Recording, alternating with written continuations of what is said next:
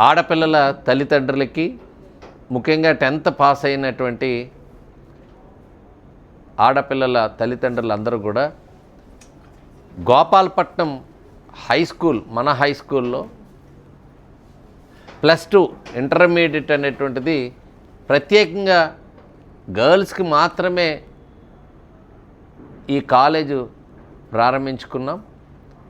MPC, బైపీసీల్లో admissions ప్రారంభమైనాయి.